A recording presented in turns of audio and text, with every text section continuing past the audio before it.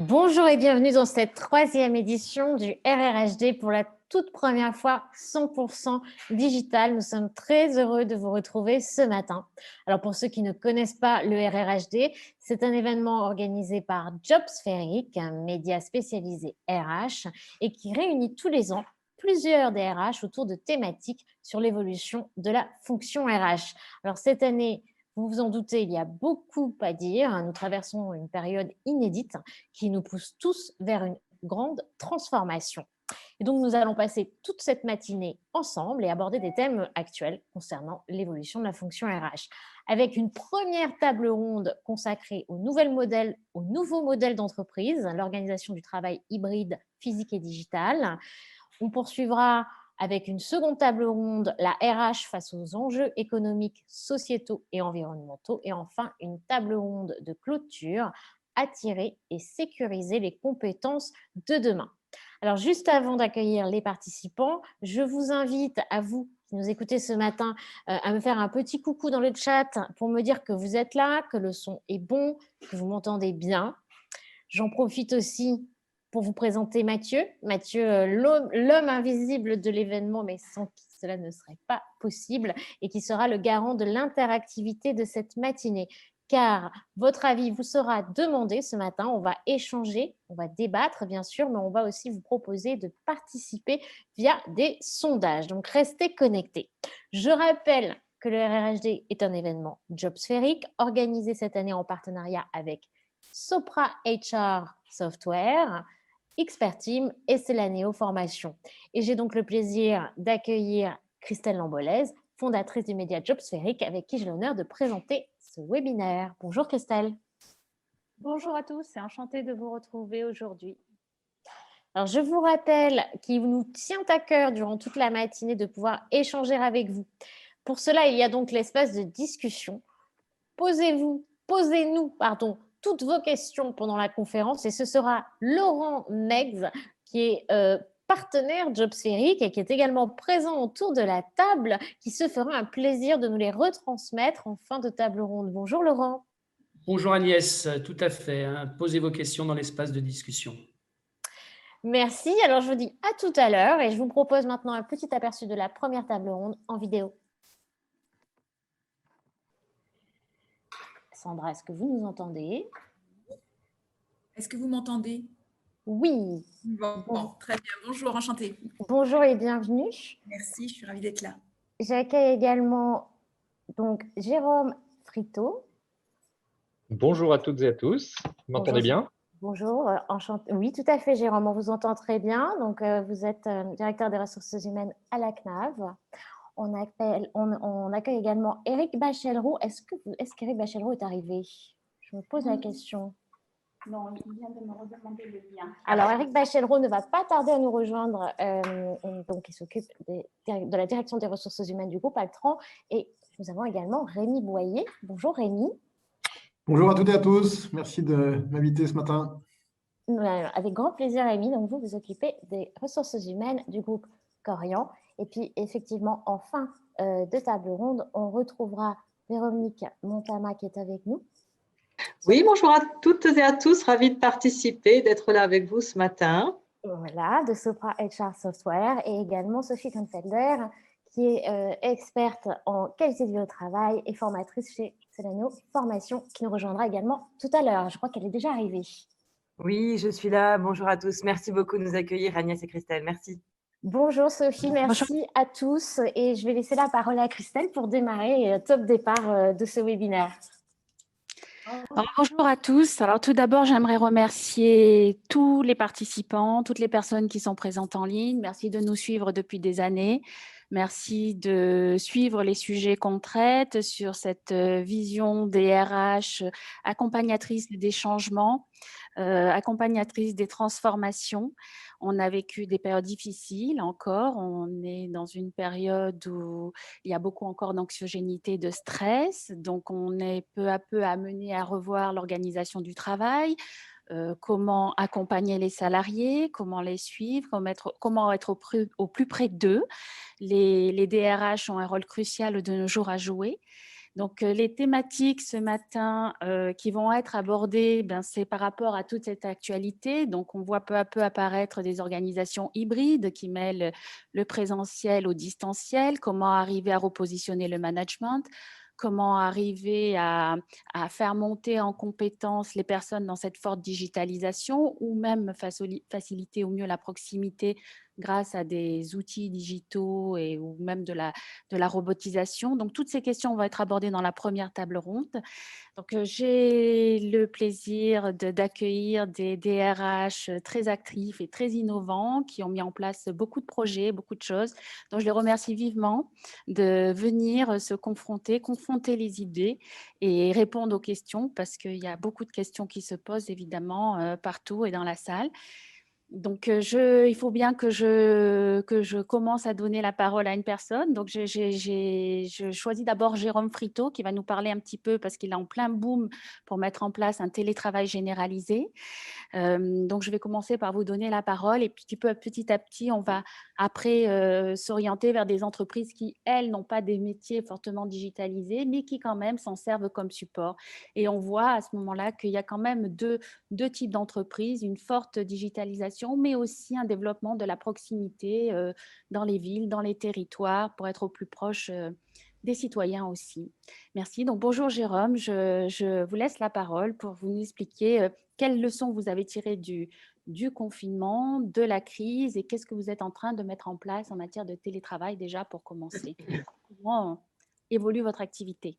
Bien, bonjour à toutes et à tous. Merci Christelle de l'invitation. Je suis ravi de partager ce moment avec vous. Donc, Jérôme Friteau, je suis directeur des relations humaines et de la transformation à la CNAV et auprès des DRH de l'assurance retraite. On n'est plus connu sous ce nom-là, donc les entités qui gèrent le premier régime de retraite en France. 35 millions de clients à servir, 140 milliards de retraites versées par an et nous sommes composés de 14 000 collaborateurs en France, 3600 pour la CNAV à proprement parler. Voilà. Et donc, moi, je m'occupe des fonctions RH opérationnelles pour la CNAV et j'anime le réseau des DRH en CARSAT, qui sont les entités régionales qui servent les retraites dans les autres régions. Voilà, en quelques mots.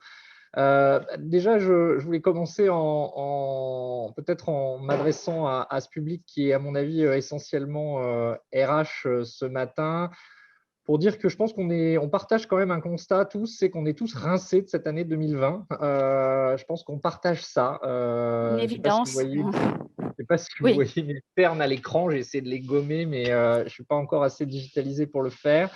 Je pense qu'on finit tous un peu fatigués de cette année singulière très, très atypique, mais en même temps, je pense relativement fiers toutes et tous d'avoir assuré, je dirais, parce que je crois que la fonction RH a été au premier plan de cette gestion de crise. Cette gestion de crise qui a accéléré encore les transformations qui étaient déjà engagées dans nos environnements, qu'ils soient publics ou privés. Donc, effectivement, je vais parler un petit peu de télétravail, mais déjà en commençant par dire que l'année 2020 qu'on a vécue était un télétravail subi, un télétravail forcé et qu'il ne reflète pas un quelconque modèle d'organisation dans la mesure où on a été tous précipités dans le grand bain, quels que soient les niveaux de maturité des organisations, quel que soit le niveau de maturité des managers qui étaient avec nous. Et c'est vrai que ça a mis en exergue quand même beaucoup de choses. Et Christelle, vous évoquiez le niveau de stress ambiant en cette fin d'année. Bien évidemment, il y a le stress lié à la circulation d'un virus qui a été assez terrible sur cette année 2020, mais il y a aussi, je dirais, le résultat de cette année si particulière en termes d'organisation, en termes de va-et-vient entre le télétravail en full remote, 5 jours par semaine pour toute une population, le cas échéant, quand on était en capacité de les équiper. Et puis, un retour sur site. C'est vrai qu'en France, le télétravail a chuté à 14% dès le mois de juin. Et puis, à nouveau, un télétravail forcé. Je crois Il y a un que tout ça… essoufflement. Un Et essoufflement a des largement personnes. essoufflé tout le monde. Ouais. Alors, c'est vrai qu'à Mm. la CNAV, on avait une culture du télétravail qui était montée progressivement depuis 2014. Mais je dirais qu'on était monté justement très progressivement pour acculturer les managers, acculturer les salariés. On était monté à 800 télétravailleurs sur 3500. On avait ajouté à ça une formule de souplesse organisationnelle pour les cadres avec une vingtaine de jours dans l'année de travail à distance. On avait fait un test grandeur nature au mois de décembre avec les grèves en Île-de-France qui, sans le savoir, nous a servi de galop d'essai puisqu'on avait basculé tout le monde en télétravail pendant cette période de décembre-janvier. Et puis, dès le mois de mars, une bascule totale. On a réussi à mettre 90% de nos salariés en télétravail en utilisant le matériel personnel des salariés et en parvenant finalement à trouver une solution de connexion à distance sécurisée. Et je dirais que cette maturité, qui n'était pas valable d'ailleurs pour l'ensemble du réseau de l'assurance retraite, parce que les problématiques franciliennes ne sont pas toujours les problématiques, ou en tout cas les besoins de ce qu'on peut avoir dans certaines zones, on va dire, moins urbanisées et moins confrontées à la problématique des transports en commun. Clairement, il a fallu accompagner tout ce petit monde-là. Donc, quand je disais que la fonction RH était rincée, c'est qu'effectivement, il a fallu accompagner ce mouvement au-delà de la question évidente de l'équipement, de la communication. Il a fallu digitaliser, je dirais, l'ensemble de notre fonction RH pendant la période, que ce soit sur le dialogue social, qui était évidemment précieux pendant cette période-là, puisqu'il fallait maintenir finalement un lien très étroit avec les partenaires sociaux pour avoir un relais auprès des salariés, mais aussi le recrutement qu'il a fallu poursuivre, parce que nous, on a une pyramide des âges relativement déséquilibrée, on ne pouvait pas se permettre de laisser passer une année complète sans recruter. Il a fallu accélérer la digitalisation de la formation. Il a fallu mettre en place un baromètre social digital instantané pour prendre le pouls, puisque le lien social se distendait, bien évidemment. Il a fallu animer une communauté managériale à distance, animer des chroniques, renforcer l'utilisation d'un réseau social d'entreprise, etc., Oui, etc. ça signifie que votre DG a eu une transparence, une communication directe avec l'ensemble des collaborateurs. Hein. Vous Alors ça, avez joué la proximité, la communication, la proximité. effectivement, on avait à cœur de maintenir un lien étroit avec les salariés. On avait ça en maturité, c'est-à-dire qu'on avait déjà la culture des webinaires réguliers avec l'ensemble des collaborateurs, avec la communauté managériale. Ça a été un vrai point d'appui parce que finalement, ça a été assez facile de monter des webinaires qui avaient systématiquement, je dirais, au moins 50% de taux de participation, si ce n'est plus. Et c'est vrai que ça faisait passer des messages. Par contre, ça perturbe tout. La CNAV est marquée par son histoire, par évidemment une culture managériale relativement nombreuse, souvent trop. Et donc, avoir un directeur général qui s'adresse directement aux salariés, parfois sans avoir pu briefer l'ensemble des lignes managériales avant, ça bouscule évidemment les circuits de décision, les process de travail, et je dirais que cette crise a révélé ça. Donc, j'en arrive effectivement au télétravail et à ce qu'on est en train de monter. Dès le mois de mai, dès le déconfinement finalement, qu'on a fait nous très progressif pour éviter de traumatiser, et pour autant on n'avait pas en perspective un reconfinement, même si le spectre était déjà agité par certains spécialistes.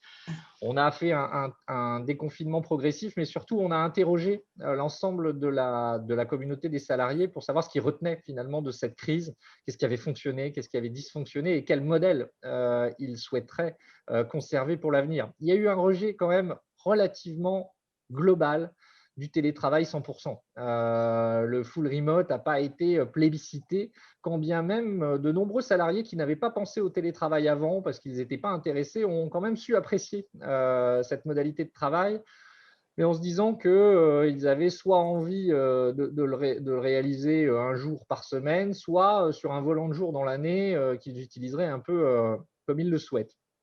Donc, Alors, je passe… Oui, allez-y, oui, Christelle. pourtant Vous m'avez dit que vous avez décidé d'embaucher maintenant de nouveaux collaborateurs et directement les faire travailler en télétravail. Vous changez complètement votre culture, là. Effectivement, on a lancé une négociation avec les partenaires sociaux en septembre, entre parenthèses, négociation qui maintenant se poursuit entièrement en distanciel, ce qui n'est pas évident hein, de mener une Oui, négociation avec les partenaires sociaux. Via WhatsApp, je crois. Hein. Vous avez mis en alors, place des groupes de travail avec les partenaires sociaux en utilisant WhatsApp aussi. C'est une révolution. On a mis en place WhatsApp dès le confinement avec les partenaires sociaux pour, alors non pas pour négocier, mais au moins pour avoir un dialogue permanent. J'avais l'impression d'être en CSE tous les matins, mais ils ont apprécié. Ça a été relativement efficace parce que le temps réel qui était quand même largement à l'ordre du jour, notamment du déconfinement, puisque finalement, on avait des instructions nouvelles à peu près toutes les semaines, donc il fallait quand même maintenir un dialogue permanent. Ça a été précieux. Pour la négociation, on utilise classiquement Teams et on est en train d'essayer de dessiner le télétravail cible pour essayer d'avoir le moins possible de temps de latence entre un télétravail de crise qui est encore en vigueur dans nos structures, hein, bien évidemment, et puis un télétravail cible pour éviter de faire revenir les gens 5 jours par semaine, un peu en douche écossaise, une fois qu'on aura le vaccin et qu'on pourra aspirer à une vie un peu plus normale. Donc, effectivement, on est en train de renverser les paradigmes et c'est vrai qu'on avait, nous, un télétravail qui pouvait s'acquérir dans la durée, c'est-à-dire avec une certaine ancienneté, avec une évaluation préalable de l'autonomie des collaborateurs. On a qualifié ça de triple autonomie parce que c'était l'autonomie dans le métier, l'autonomie dans la maîtrise des outils, l'autonomie dans le collaboratif avec l'équipe. Maintenant, on s'engage dans quelque chose d'inversé avec une confiance a priori du collaborateur, un télétravail, comme vous l'évoquiez, qui pourrait s'acquérir dès l'embauche, moyennant une période d'adaptation de quelques mois, et je dirais une réversibilité envisageable. Bien évidemment, c'est l'enjeu, c'est-à-dire de pouvoir revenir sur le télétravail quand des difficultés professionnelles se manifestent. Merci Jérôme là, pour toutes ces informations.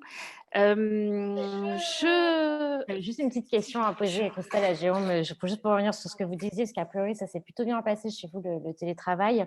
Je me demandais, malgré tout, si vous aviez eu des retours de certains collaborateurs. Est-ce qu'éventuellement, la santé mentale de certains aurait pu être un peu détériorée par ces changements ou pas? Ou est-ce qu'au global, vous constatez que c'est plutôt OK? Alors, ça a été variable, très, très clairement. Tout le monde ne l'a pas vécu de la même manière. Et je dirais particulièrement dans une région comme l'Île-de-France où les conditions de télétravail étaient très variables en fonction de l'habitat, en fonction de la connexion. Et je crois qu'il y a une leçon que nous a donnée finalement cette crise sanitaire, moi, que j'ai retenue, c'est la question de l'égalité de traitement. Nous, service public, on est très marqué par cette notion d'égalité de traitement. On essaye de servir de la même façon tous nos assurés sur le territoire. Et du coup, ça marque aussi notre culture managériale. Et c'est vrai qu'on a des managers qui sont très attachés à cette culture de l'égalité de traitement. Or, la crise sanitaire a mis tout le monde en inégalité. Ceux qui avaient un métier complètement télétravaillable, ceux qui ne l'avaient pas, ceux qui étaient bien équipés, ceux qui ne l'avaient pas, ceux qui avaient une bonne connexion Wi-Fi, ceux qui avaient des enfants, ceux qui devaient faire l'école à la maison, etc., etc. Et du coup, il y a eu une percée de l'intime des managers qui les ont mis très mal à l'aise parce qu'il a fallu identifier les salariés qui étaient en situation d'aidant.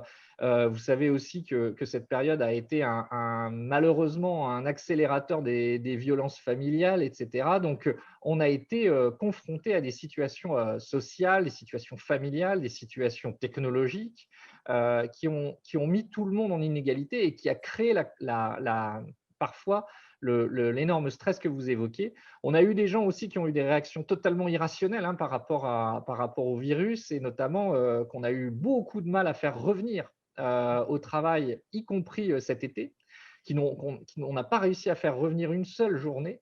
On a mis en place une cellule particulière avec psychologues du travail, médecins du travail, pour analyser avec les managers ces situations et pouvoir les aider à gérer ces situations en les accompagnant aussi sur un cadre progressif de retour à l'emploi.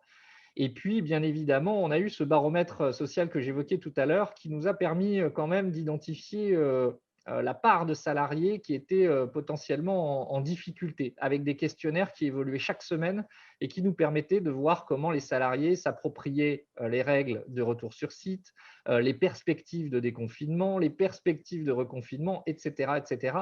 Et c'est vrai qu'on est dans une période finalement qui a encore accéléré les temps, et on le sentait déjà depuis quelques années, cette accélération des temps. Là, c'est vrai que nous, on avait historiquement un baromètre social qu'on administrait tous les 2 ans avec 80 questions avec un grand institut de sondage. Ça l'a complètement ringardisé, je dirais, malheureusement. C'est là qu'on voit que l'instantanéité, la capacité aussi avec de l'intelligence artificielle embarquée de synthétiser les feedbacks des collaborateurs, ça nous permet bien évidemment après d'agir rapidement sur l'adaptation de la communication, des plans d'action, etc. Alors, moi, oui, il y a gros stress. C'est vrai qu'il y a eu beaucoup de même de la panique par rapport à ce virus. Donc, merci Jérôme. Donc, je vais rebondir en donnant la parole à Sandra Aslar, justement, donc DRH chez Monoprix. Vous, comment vous avez dû gérer ça? Parce que vos salariés étaient sur le terrain aussi, et comment avez-vous dû adapter vos services, votre modèle qui était déjà en cours dans des logiques de transformation, bien entendu, et comment vous s'achemine aujourd'hui votre organisation et la diversité, la polyvalence de ce que vous êtes en train de mettre en place avec vos salariés. Bonjour. Bonjour, merci à vous pour cette invitation. Je suis ravie d'être là parmi vous aujourd'hui. Une sacrée année, effectivement, je partage, j'ai sacrément hâte qu'elle se termine. Cette année a été chahutée. Alors Monoprix en quelques mots, mais peut-être en êtes-vous client. Le groupe Monoprix, c'est un portefeuille de marques avec la marque Monoprix, la marque Monop, les magasins Naturalia et le site Sarenza, sarenza.com. C'est un peu moins de 5 milliards de chiffre d'affaires annuel, 700 magasins et 23 000 salariés, principalement en France. Donc effectivement, la particularité de Monoprix, c'est d'avoir continué à œuvrer dans cette crise pour remplir sa mission d'utilité publique, comme elle a été définie par nos dirigeants. Difficile de gérer ces premiers jours de crise au moment de l'annonce, au moment de ces premières heures de confinement. Vous l'avez vu sur les médias, cette cohue, cette panique qu'il y a eu dans les magasins pour que chacun puisse s'approvisionner, faire des stocks. On n'avait jamais vu ça, on n'avait jamais connu ça. Donc, je vous laisse imaginer le stress que ça a pu occasionner sur nos collaborateurs qui étaient en première ligne face à un virus que l'on ne maîtrisait pas, que l'on ne connaissait pas, avec plein d'inconnus. Et des conditions de travail qui s'en sont trouvées très dégradées, tant au niveau du rythme qu'au niveau du stress que ça pouvait occasionner, qu'au niveau de l'absentéisme. On a eu des pics d'absentéisme entre 40 et 50% de l'effectif. Donc, faire tourner un magasin quand on a autant d'absentéisme, c'est très compliqué. Et puis, une entreprise qui évoluait en parallèle avec les fonctions sièges, qui représentent 4% de notre effectif, qui, eux, étaient complètement isolés, qui étaient en sécurité chez eux, et puis 96% de notre effectif qui, lui, était en première ligne et était confronté à toutes ces inconnues, à tous ces revirements que l'on a pu avoir, à toutes ces contre-indications que l'on pouvait donner du jour au lendemain. On disait tout et son contraire, et je crois que c'est le président Macron qui disait un jour chaque jour, on rectifie les erreurs commises la veille, et je crois que ça a été un peu ça pendant les premières semaines de cette crise. Donc, beaucoup de stress et beaucoup d'anxiété, mais je crois que ce qui a été le plus magnifique dans cette crise, c'est cette solidarité qui s'est mise en place, et on s'est rendu compte que toutes les équipes qui continuaient à travailler ensemble, elles ont été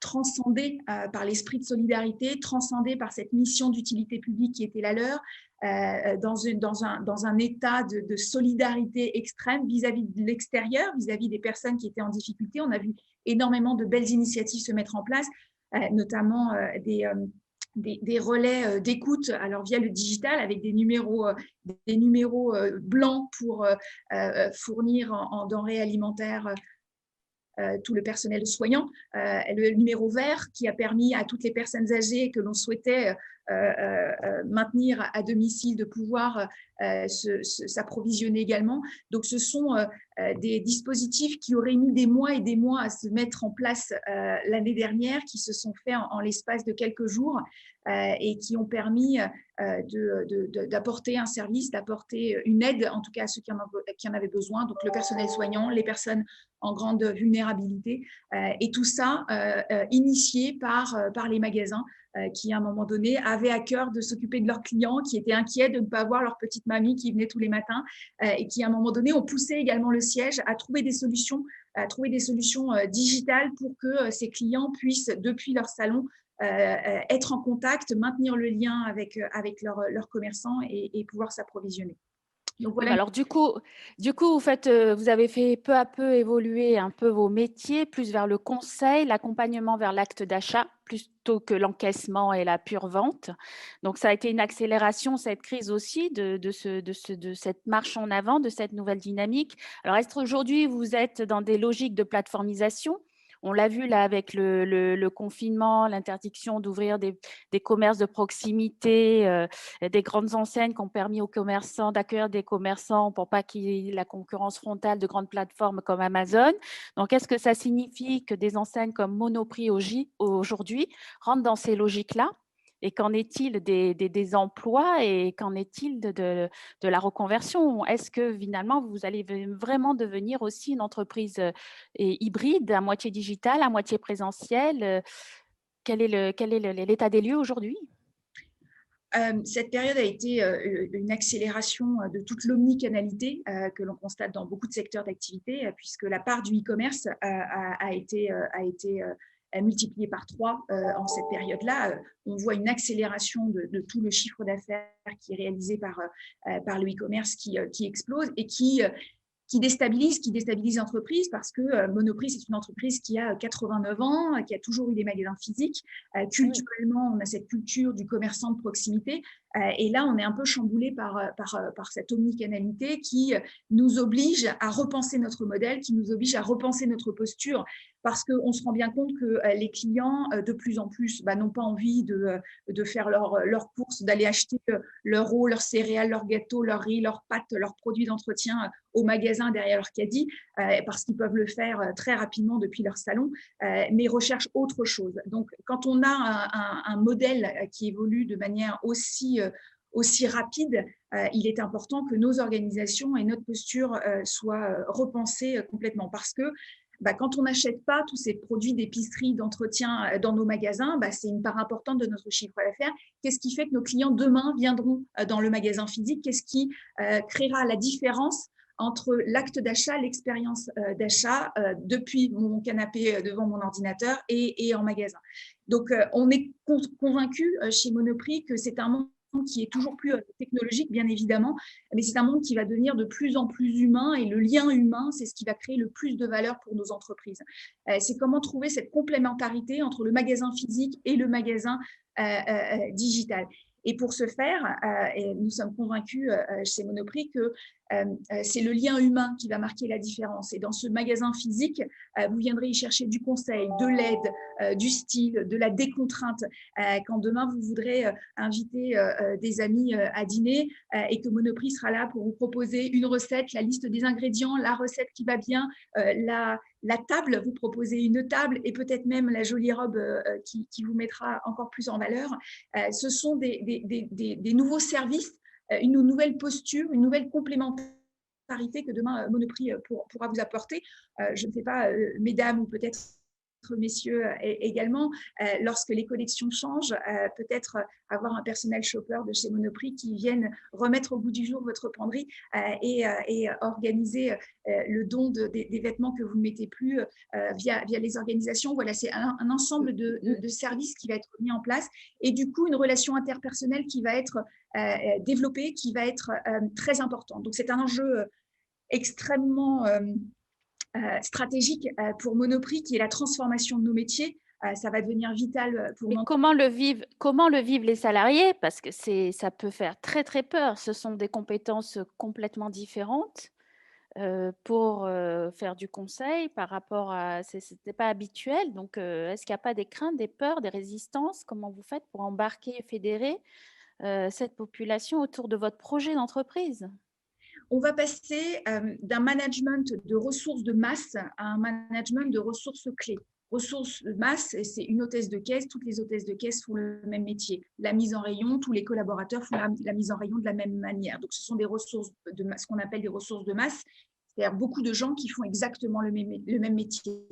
À une gestion des ressources clés, ces ressources clés qui vont être stratégiques, qui vont être centrales et qui vont marquer la différence, qui vont créer la différenciation de Monoprix par rapport aux autres. Donc, c'est un vrai changement de posture et vous avez totalement raison, puisque quand ça fait 20 ans que notre principal métier, c'est d'encaisser et qu'on est évalué sur la rapidité d'encaissement, sur les erreurs de caisse dans l'encaissement, et bien de passer dans une posture de conseil, on sort du spectre du professionnel pour leur demander qui ils sont, pour leur demander ce qu'ils aiment, pour leur demander quels sont leurs domaines d'appétence. Ce n'est pas évident, ce n'est pas évident. Il faut être accompagné et structuré pour être en capacité de voir un petit peu, d'étudier son expérience, d'avoir une analyse de son expérience et quelles compétences on peut mettre en avant, quelles ressources on a soi-même. Ce n'est pas donné à tous, il faut être accompagné pour pouvoir être dans cette introspection et cette valorisation de soi-même. Par définition, un collaborateur, il a beaucoup de mal à définir quelles sont ses compétences. Il a beaucoup de mal à savoir ce qu'il sait faire. Une hôtesse de caisse, elle va vous dire « moi, je suis hôtesse de caisse ». Elle sera incapable de définir quelles sont les compétences qu'elle a et celles qui peuvent être transposées dans d'autres métiers. Donc, le premier volet, c'est effectivement de cartographier les compétences et dans le cadre de nos outils d'évaluation, en tout cas d'entretien, c'est de permettre au collaborateur de définir lui-même quelles sont ses compétences. Une hôtesse de caisse, quand on lui dit « définis-moi ton métier », eh bien, j'encaisse. Non, tu encaisses. Qu'est-ce que tu fais vis-à-vis de ton client? Comment tu l'accueilles? Quelles sont les questions que tu peux lui poser? Et là, tout d'un coup, on va tirer le fil et on va lui faire verbaliser quelles sont les compétences qui sont les siennes. Et derrière, on va transposer sur des nouveaux métiers qui sont en voie de création. Et puis, il y a tout l'aspect personnel, j'insiste beaucoup là-dessus. Demander à une employée ce qu'elle aime faire quand elle ne travaille pas, c'est une source très importante d'information. Complètement. Oui, oui. Un collaborateur, si ce qu'il aime faire, on a le cas dans certains de nos magasins sur lesquels on est en train d'expérimenter des nouveaux métiers, on est allé chercher des collaborateurs qui aimaient cuisiner, par exemple. Des collaborateurs qui aimaient la cuisine, qui aimaient la déco, qui aimaient la mode, qui aimaient les personnes âgées, qui aimaient les enfants. Et on a été transposer ces appétences personnelles, ces goûts prononcés et exprimés dans le cadre de leur vie personnelle dans le milieu professionnel. Bien, ce sont des personnes que l'on a formées à faire du conseil culinaire. Ce sont des personnes que l'on est en train de former pour faire du conseil en mode. Ce sont des personnes que l'on est en train de former pour accompagner tous nos clients qui font partie de cette silver economy des personnes, des clients de plus de 65 ans. C'est comment est-ce qu'on peut leur apporter des services, des nouveaux services qui leur apportent de la décontrainte. Donc, tout l'enjeu, c'est de faire le lien entre ces personnes, qui elles sont intrinsèquement, et du coup les décorréler des collaborateurs qu'ils étaient, qui étaient évalués, perçus uniquement en tant que collaborateurs, et d'aller chercher la quintessence de ce qu'ils peuvent apporter en tant qu'individus pour faire le parallèle. Merci beaucoup, Sandra. Merci beaucoup. De toute façon, on va après avoir une phase de débat avec les experts qui vont poser des questions, les questions de la salle. Je vais donner la parole maintenant à Rémi Boyer. Bonjour Rémi, vous êtes là? Je suis là. Bonjour à toutes et à tous. Voilà, j'avais l'impression qu'on ne m'entendait pas. Alors, vous aussi, donc vous étiez dans des métiers de proximité, hein, vous allez nous rappeler votre activité. Et en même temps, vous avez quand même un impact de digitalisation sur les métiers avec la santé connectée, avec la robotique, etc. Donc, vous allez nous expliquer aussi, vous, comment vous repositionnez et quel genre d'entreprise est en train d'advenir, en fait. C'est ça. Bon, effectivement, la première fois que vous m'avez appelé, Christelle, en disant il faut que vous venir parler du télétravail, j'étais un peu gêné pour vous répondre, hein, parce que du télétravail, il n'y en a pas beaucoup chez Korian, hein. Je vous rappelle, Korian, bon, Oui. c'est 5 grands métiers, hein, des maisons de retraite médicalisées un peu partout en Europe. C'est des cliniques spécialisées dans ce qu'on appelle le soin de suite ou le post-opératoire, donc tout ce qui est réhabilitation, reconstruction. Ce sont des habitats dits alternatifs, par exemple des colocations pour seniors, des petites résidences communes à 7 ou 8 personnes âgées qui vivent ensemble. Ce sont des résidences-services. Et puis, un domaine qui se développe très fortement, qui sera le futur de la société de longévité, c'est-à-dire le domicile. Domicile sur lequel on est encore assez peu présent, mais qui sera le grand marché des années à venir pour des raisons tout simplement démographiques et de financement par les différents systèmes de sécurité sociale. Korian, en 2 mots, c'est à peu près 56 000 salariés en Europe, dont 21 000 en France. Il y a à peu près 1000 sites dans 6 pays et il y en a 410 en France. Donc, la France reste le plus gros pays du groupe avec l'Allemagne. Alors, en effet, le télétravail chez Korian, c'est presque un contresens, hein, puisque plus de 2 tiers des effectifs sont des soignants, c'est-à-dire des aides-soignantes. Je dis des aides-soignantes parce que c'est très majoritairement des femmes, des agents de services hospitaliers, des infirmières, des médecins, des agents techniques, des cuisiniers. Donc, vous êtes un contre-exemple, en fait. Je suis un contre-exemple, donc je ne devrais pas être dans cette table ronde, en fait. Hein. Un contre-exemple, mais finalement, vous êtes quand même impacté par tout ce qui est digitalisation. Oui, alors je ressemble un peu à Monoprix quand même, parce que c'est des métiers de première ligne, c'est des métiers de service, des métiers de relation. Enfin, principalement, le métier, c'est la relation, c'est le lien que chaque soignant est capable d'établir chaque jour avec une personne âgée, quel que soit son âge et quelle que soit sa situation de santé. Donc, c'est d'abord ça, hein, la raison d'être de l'entreprise, c'est ça, c'est le lien qu'on est capable d'établir pour maintenir les gens en vie et les accompagner jusqu'à la fin dans la dignité et la sérénité, pour autant que les maladies dégénératives le permettent. Donc oui, effectivement, il y a un contresens à dire télétravail chez Korian. D'ailleurs, ça a été dit tout à l'heure par Sandra, on est à peu près dans le même ordre de grandeur, c'est-à-dire qu'on a 3% d'effectifs au siège, hein, sur la totalité. Et pendant le télétravail, bien sûr, on a protégé nos salariés comme tout le monde, on a mis en télétravail quasiment toutes les fonctions du siège, sauf une poignée de fonctions vitales, notamment les ressources humaines, mais aussi les fonctions d'approvisionnement, voilà, quelques fonctions centrales. Mais tout le reste était sur site. Hein. Donc, les métiers de première ligne, ils étaient… Et donc, un des sujets qui a été… Et là, vous sentez aussi, pardon, excusez-moi de vous couper, pendant cette crise, que finalement, il y a eu un très fort besoin de proximité. Déjà, vous manquez énormément de soignants. Vous avez, je crois que par an, il y a 70 000 postes à pourvoir. Et en France, hein, c'est ça. Il y a énormément de demandes, de besoins. On a ressenti pendant cette crise aussi ce besoin de proximité de tous ces métiers qui étaient en première ligne. On voit que finalement, ils structurent notre société. On a besoin de plus de liens aussi. Hein. En fait, il y a un paradoxe. Ça a été un constat. Hein. D'un côté, les métiers de la santé, des soins, oui, d'un côté, ils sont revenus, ils sont remontés en haut de la pile parce que c'était les applaudissements tous les soirs à 20h, c'était un satisfecit, on va dire, général du dévouement, de la passion, de l'engagement des soignants au jour le jour. Et de l'autre, des métiers qui restent quand même peu attractifs avec une image qui n'est pas très bonne encore. Ça change, mais ce n'est pas encore tout à fait ça. Donc, effectivement, vous le disiez, il y a en France 70 000 postes ouverts d'aides-soignants, ce qui est énorme. Et le système de formation et de production des aides-soignantes n'en produit, entre guillemets, que 20 000 par an. Donc, déjà, il y a un décalage du fait du système de formation hérité des systèmes publics à l'origine. Et puis, on est sur des secteurs eux-mêmes en forte croissance démographique. Donc, il y a un effet ciseau absolument abominable, si bien que si on ne fait rien, dans 10 ans, on n'aura plus de soignants, même avant cela. Hein. Donc, il y a une sorte de compétition qui s'installe entre tous les acteurs du soin pour attirer et recruter les soignants. Et donc, la seule solution que nous voyons, c'est de diversifier nos recrutements pour se dérisquer, comme on dit, par rapport à une exposition très forte au recrutement. Alors, moi, oui.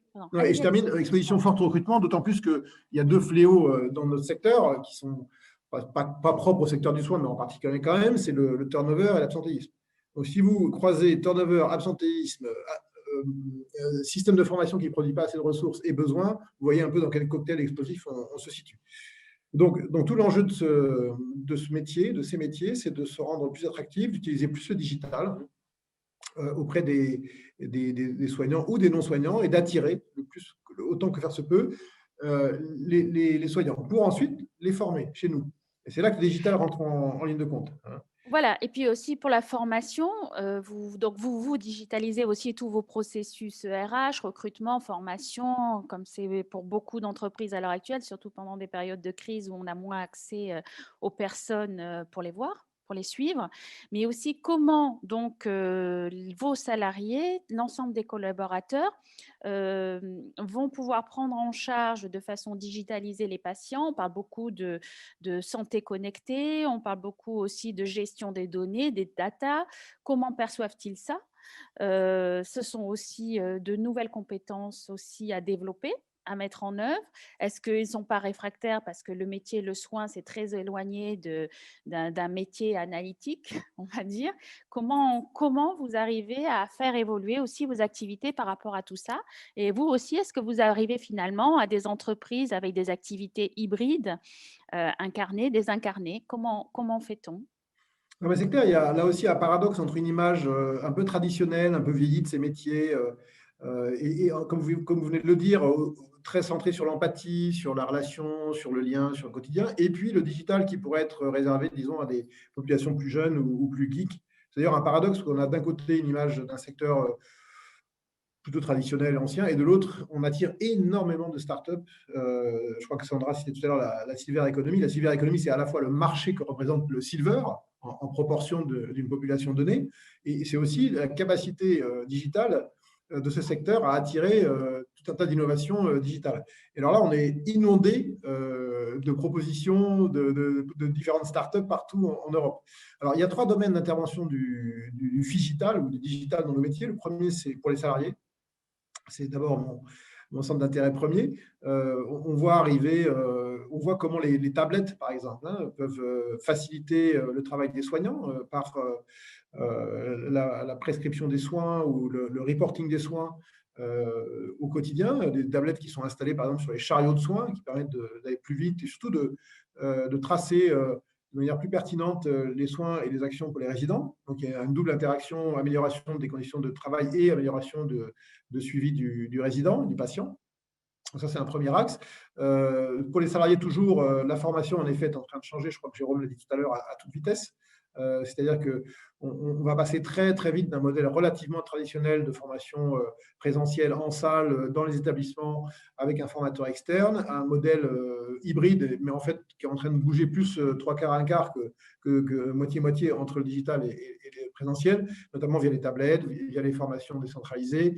On va inaugurer dans un mois à Lyon notre nouvelle Académie des métiers du soin, voilà, n'ayons pas peur des mots, qui va représenter, qui va symboliser notre nouvelle offre de formation, notamment avec un centre complètement digital de formation à la santé et à la sécurité des salariés, qui permettra, à partir d'un studio à Lyon entièrement connecté, de diffuser les formations partout dans les sites qui le souhaiteront. Donc voilà, typiquement un exemple d'irruption du digital dans nos métiers, et c'est d'ailleurs un studio qui va nous permettre de beaucoup travailler sur la posture des salariés, sur la santé et la sécurité au travail. Et puisque Jérôme est là, j'en profite, on a aussi pas mal travaillé avec la CARSAT, les CARSAT pour concevoir ce concept. Voilà un exemple pour les salariés, les tablettes de soins, les studios digitalisés qui permettent de former de manière beaucoup plus proche nos salariés dans les sites, sans qu'ils se déplacent, et donc en rapprochant la formation. Sur les autres applications du digital qui vont transformer notre métier, je dirais il y a toute la domotique, où l'Internet des objets fait irruption dans nos maisons, dans quelques maisons témoins que vous pouvez venir visiter si vous voulez. C'est-à-dire que maintenant, on va pouvoir voir avec l'Internet des objets, les données. C'est-à-dire que vous allez pouvoir améliorer la vie du résident et en même temps la vie du salarié. Exemple, dans certains prototypes qu'on a, ou même pas des prototypes, d'ailleurs quelques sites qui fonctionnent déjà, on a des commandes à distance, des rideaux, de l'éclairage, on peut commander son repas depuis son lit, on a une interaction avec les familles via des applications qui permettent de rapprocher la famille du résident. Et Dieu sait à quel point c'est très utile en période de confinement. On a bien vu les ravages que fait l'éloignement, hein, et la séparation physique au premier semestre. Donc voilà, tout le digital est là pour améliorer de manière assez équilibrée finalement la vie du salarié et la vie du résident. Donc, il y a l'Internet des objets, la domotique pour le domicile, ça va devenir le sujet majeur, hein, tout ce qui est téléconsultation, consultation à distance. Et là, on a fait l'acquisition cette année de plusieurs startups dans ce domaine pour nous équiper sur la télémédecine, et ça marche très fort, ça marche bien, ça se développe à toute vitesse. Bon. Oui, on le sait, on suit tout ça avec beaucoup d'inquiétudes, hein, au sein de la population, hein, sur toute cette traçabilité, de cette gestion des données, cet enregistrement des données. Oui, alors beaucoup de le dernier sujet, en préoccupations effet, sur ces sujets-là. Après l'Internet des objets, après la domotique, il y a tout le sujet des data. C'est vrai qu'en santé, on brasse énormément de données, hein, mais qui sont, je rappelle, des données sécurisées. Le dossier médical individuel fait l'objet de prescriptions extrêmement strictes de la Haute Autorité de Santé, donc on ne fait pas non plus n'importe quoi, hein. On est dans un monde très cadré, très encadré de prescriptions de santé et d'autorité de régulation des données. Mais néanmoins, c'est en train d'arriver à toute vitesse dans nos maisons. Est-ce que justement, Rémi, pardonnez-moi, je vous interromps une minute, est-ce que justement toute cette gestion de données, le fait qu'en fait il y ait de plus en plus de santé connectée, de distance, est-ce que ça crée pas aussi une forme de stress chez les collaborateurs, d'être moins au contact? Non, parce que, en tout cas, dans nos métiers, vous ne remplacerez jamais l'acte de soin. L'acte de soin, c'est un soin quotidien, 24/24, 7 sur 7. C'est du matin au soir, s'occuper d'une personne âgée, fragile, ou pas âgée d'ailleurs, une personne fragile tout court.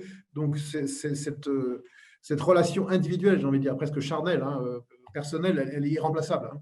On voit arriver dans certains pays asiatiques quelques robots, par exemple des robots d'accompagnement où un robot va aller chercher une personne de sa chambre et l'emmener jusqu'à l'ascenseur pour descendre au restaurant. Bon, personnellement, si vous voulez mon avis personnel, j'y crois pas beaucoup. Peut-être que ça peut faciliter.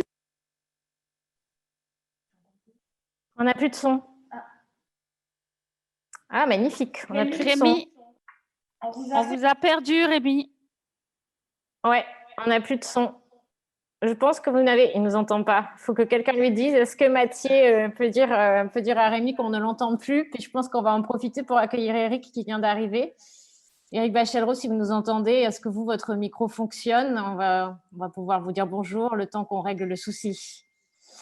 Bon, on rappelle pour tous ceux qui nous rejoindraient et qui nous entendent qu'on est donc en direct du RRHD 2020 avec Christelle Ambolaise, conceptrice du… Oui, je vous entends. Ah, bonjour Eric, comment allez-vous? Ça va bien. Quelques petites difficultés ce matin pour me connecter, mais petit problème sur le lien. Il y avait une erreur d'orthographe sur le nom, donc je n'ai jamais reçu le lien, mais c'est pas grave. Ah, mais bienvenue parmi nous, ce sont les nouveaux embouteillages, hein, les connexions liens. Absolument. C'est l'embouteillage 2020 en fait. Oui, on est en plein dedans. Voilà. Alors Eric, merci d'arriver et finalement d'avoir pu vous connecter avec toutes ces difficultés. Alors, vous envoyez un SMS à Rémi si vous voulez. Hein. Oui. On va s'occuper. Parce que j'étais en relation avec lui depuis ce matin d'ailleurs, c'est pour ça. Donc, il n'y a pas de souci. Il fait un covoiturage. Mes voitures. Attendez. Non, ah ben voilà. Alors, voilà. J'étais parti. Pardon. Oui, vous étiez parti. J'ai vu un petit message dans la fenêtre. On ne t'entend plus. Merci, Charles-Henri. Ouais. Tu parlais aux oiseaux, Rémi. Tu parlais aux oiseaux. D'accord. Non, mais je voyais Christelle parler, donc je disais bon. Non, mais pour finir, pour ne pas prendre trop de temps, je veux dire, pour conclure, on est quand même donc un secteur assez traditionnel, première ligne, etc. Mais le digital arrive à grande vitesse, vous voyez bien, aussi bien pour les salariés dans l'amélioration de leurs conditions de travail que pour les résidents dans leur vie quotidienne et leur relation avec les familles, qui est indispensable chez nous. Voilà, excusez-moi d'avoir merci. coupé. C'est nous nous excusons, puis on se retrouve dans les débats un peu plus tard. Donc, Eric, vous, chez Altran, le télétravail, vous connaissez. Qu'en est-il aujourd'hui? Je crois que maintenant, ça devient votre priorité. Alors, expliquez-nous un peu votre stratégie, votre vision par rapport à l'organisation du travail qui arrive chez vous. Déjà, bonjour à toutes et à tous. Moi, je suis donc DRH du groupe Altran. Altran, c'est aussi du service, mais c'est du service aux entreprises dans le sens où on est numéro 1 mondial en recherche et développement sur les activités outsourcées. On est 50 000 collaborateurs autour du monde, environ 13 000 en France. Et on appartient depuis quelques mois maintenant au groupe Capgemini. Alors Capgemini, c'est un groupe qui, lui, fait 270 000 collaborateurs à travers le monde. C'est un groupe qui est, je pense, connu de tous, qui a plusieurs particularités. Donc, d'une part, au niveau technologique, certes, nous sommes plutôt bien équipés. Et on a aussi et surtout une moyenne d'âge qui est relativement jeune. Je pense que là aussi, c'est un paramètre pour la digitalisation qui est important. Il y a à la fois le niveau d'équipement des collaborateurs, ça c'est une première chose, mais je pense qu'il y a également un problème d'état d'esprit, de mentalité. Lorsque vous avez un groupe dont la moyenne d'âge tourne autour de 34-35 ans, vous êtes plutôt sur les nouvelles générations qui ont une forte appétence à ce type d'activité. Alors la pandémie pour nous, ça a été indirectement un accélérateur fort, puisque au plus haut de la pandémie, nous étions connectés à 94% au niveau du groupe, ce qui est un chiffre absolument énormissime. Mais c'est ce qui a permis d'avoir une activité qui soit plus ou moins maintenue.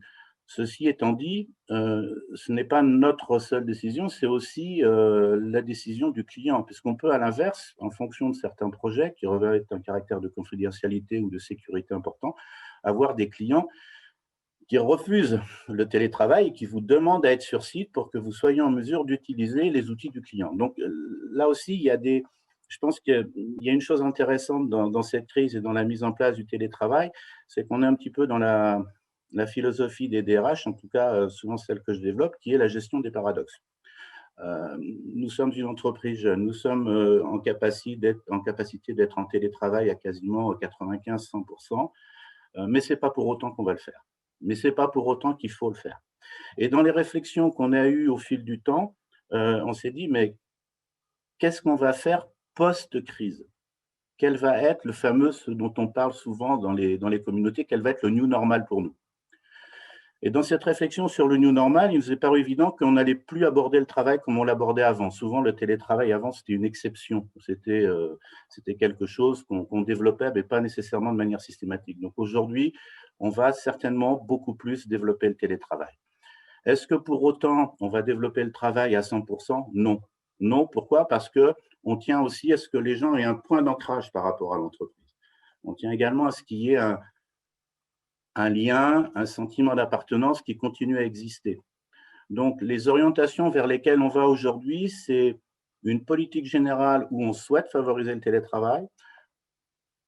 On sera véritablement en télétravail si on est à 20-30% de son activité, mais on ne demandera pas aux gens, et on limitera certainement le télétravail à 60-70% de l'activité, pour que les gens soient obligés de revenir vers l'entreprise, pour que les gens soient toujours au contact de l'entreprise. Oui, il ne faut pas que ça soit un travail complètement désincarné non plus. Non, il ne faut pas que ce soit désincarné. Oui. Voilà. De la même manière, lorsque je parlais de gestion des paradoxes, la responsabilité du manager, lorsque vous êtes en télétravail, elle est encore plus importante. Et il doit absolument maintenir ce lien avec le collaborateur. Et pendant toute la période de la pandémie, alors que l'essentiel de l'entreprise était en télétravail, la consigne la plus importante que nous avions à passer à nos managers, c'était assurez-vous toutes les semaines que vous êtes toujours en contact avec vos collaborateurs. Assurez-vous toutes les semaines que vos collaborateurs vont bien, qu'ils ne sont pas malades, qu'ils n'ont pas de symptômes, que l'isolement ne leur pèse pas trop, etc. On est dans cette gestion des paradoxes, mais qui est indispensable. Plus vous êtes éloigné, plus il faut se rapprocher.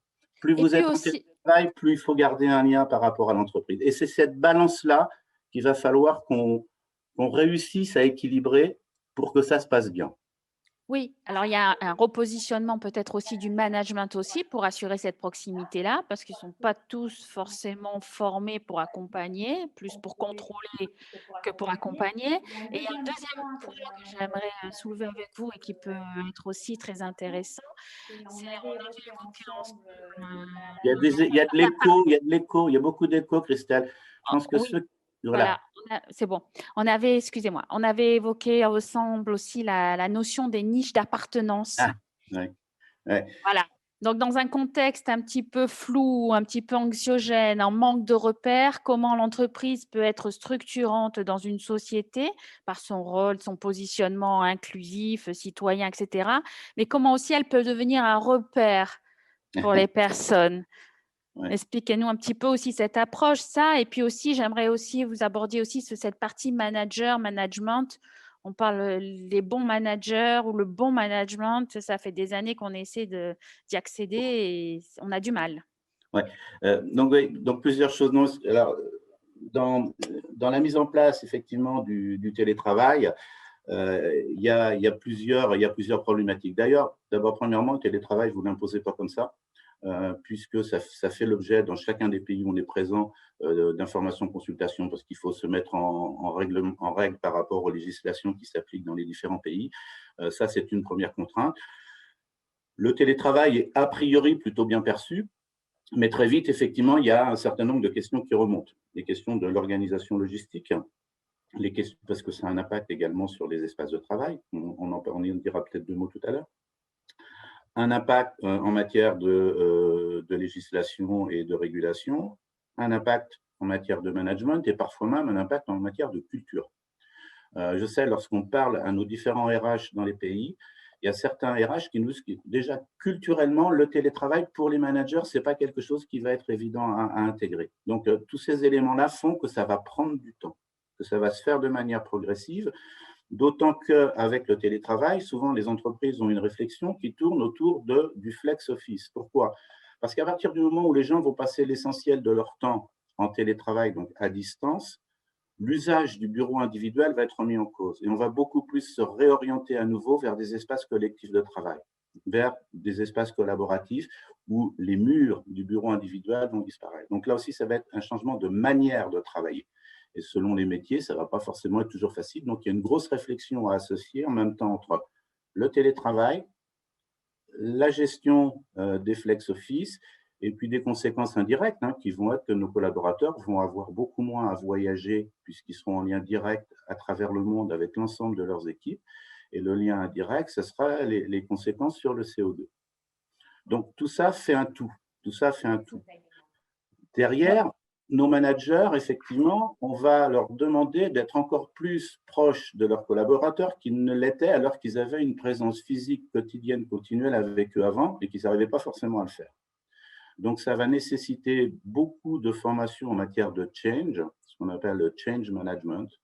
Ça va nécessiter des investissements qui vont être relativement importants, peut-être des outils classiques du RH comme le coaching et autres, mais de toute façon, ça va définitivement modifier l'approche managériale des dirigeants vis-à-vis de leurs collaborateurs. Si on compare à avant, où on était plutôt, quand on disait management, c'était direction-contrôle, demain, il faudra que ce soit essentiellement de l'animation et du développement de la confiance entre les gens, parce que je pense que le mot-clé, ça va être la confiance, que ça ne l'était jusqu'à présent. Alors après, mon histoire de Alors niche… justement, pardonnez-moi de vous interrompre, Éric Bachelot, par rapport à ce que vous êtes en train de dire. On a vu un peu précédemment Jérôme Frito qui nous parlait d'une démarche extrêmement proactive au niveau de la CNAV sur cette gestion des salariés. Là, vous nous parlez également de votre démarche. Quels sont les outils que vous avez mis concrètement en place? Et si vous permettez, ensuite, on va revenir là-dessus durant le débat, parce qu'on est un peu en dépassement horaire. Donc, on va vous questionner, vous challenger à nouveau là-dessus dans le débat. Mais déjà, quels sont les outils que vous avez mis concrètement en place, au-delà de l'écoute managériale qui a l'air très, très active et de la formation de vos managers? Alors, les outils mis en place aujourd'hui, il n'y en a pas énormément. Je vous rappelle qu'on n'est même pas sorti de la crise. C'est vrai. On en est encore plutôt au niveau de la gestion courante de la crise à aujourd'hui, avec la mise en place effectivement de projets, la mise en place d'informations, consultations. Par exemple, on a commencé à évoquer les sujets avec nos comités européens. Pourquoi? C'est le premier niveau. Et ensuite, on va descendre dans les pays, on va négocier pays par pays. Donc, on est dans le stade de cette approche du télétravail, de sa généralisation, avec, encore une fois, la personne qui est en télétravail une fois tous les 3 mois, on ne va pas considérer qu'elle est en télétravail. Les personnes qui seront considérées comme étant en télétravail seront celles qui auront un minimum de 20 à 30% de télétravail régulier, sachant qu'on va également leur mettre un plafond, comme je vous le disais tout à l'heure, pour qu'ils ne soient pas à 100% en télétravail. On ne souhaite pas le 100% en télétravail, on ne souhaite pas le 90% en télétravail pour les raisons que j'évoquais précédemment. Maintenant, les dispositifs de change management, ils ne sont pas en place. puisqu'on vient de lancer le processus. Donc, en pleine construction, en fait, en pleine construction, en pleine réflexion, en pleine élaboration aujourd'hui. On est en gestion de la crise et élaboration de l'après-crise. Alors, je vous propose de revenir là-dessus, Eric Bachellereau, dans quelques instants dans notre challenge expert. Je vous remercie à tous les intervenants pour vos témoignages. Surtout, ne partez pas, restez avec nous. Avant d'accueillir nos deux experts pour le challenge expert, j'ai un petit jeu pour vous. Avant, je vous remercie aussi. mais ne partez pas, hein, restez avec nous. Donc on a prévu un petit jeu. Alors, c'est pour toutes les personnes qui nous écoutent, qui peuvent participer. On a un petit sondage et vous aussi autour de la table, vous pouvez y participer. Un petit jeu à chaud. Quels sont selon vous, et Mathieu va nous mettre le sondage, voilà, il doit apparaître sur votre écran, quels sont selon vous les enjeux principaux du travail hybride au regard de tout ce qui s'est dit? Est-ce que c'est le partage et l'accès à l'information? Est-ce que c'est le management bienveillant et le nouveau rôle du manager dont on vient de parler à l'instant? Est-ce que ce sont les outils pour optimiser l'expérience collaborateur et personnaliser l'offre RH? Je vous laisse répondre, top chrono, rapidement, pour avoir un petit retour à chaud. Puis moi aussi, je vais jouer, tiens, puisqu'on y est. Voilà, je pense qu'en un clic, c'est fait. N'hésitez pas à nous faire des retours dans le chat si ça ne marche pas. Laurent se fera un plaisir de vous répondre. Laurent qui est toujours pas loin, même si on ne le voit pas en permanence. Je suis là. Laurent est avec nous. Alors, est-ce qu'on a des bons retours sur ce sondage, Laurent? Qu'est-ce que ça dit? Est-ce qu'on penche plus du côté du management, du côté des outils? Qu'est-ce qu'on a? Parce que moi, je ne vois pas les retours, en fait. Vous êtes un peu le maître des retours. Alors, je ne sais pas répondre, parce que visiblement, on doit pouvoir répondre. Ah, voilà, ça vient de se figer à l'instant. Bim. Agnès, est-ce que tu vois les réponses? Mais j'ai l'impression qu'il y a… oui, en effet.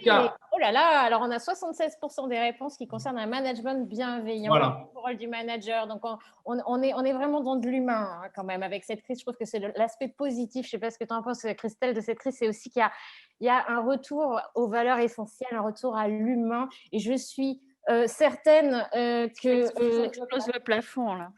Ouais, là, on est vraiment à 76%, 26% seulement sur le partage et l'accès à l'information, peut-être parce qu'on est déjà surinformé, et 35% des personnes qui sont favorables à des outils. Évidemment, on ne les a pas encore forcément créés, comme nous disait Eric Bachellereau à l'instant, mais on place quand même l'humain au centre, ce qui, moi, a tendance à me réjouir.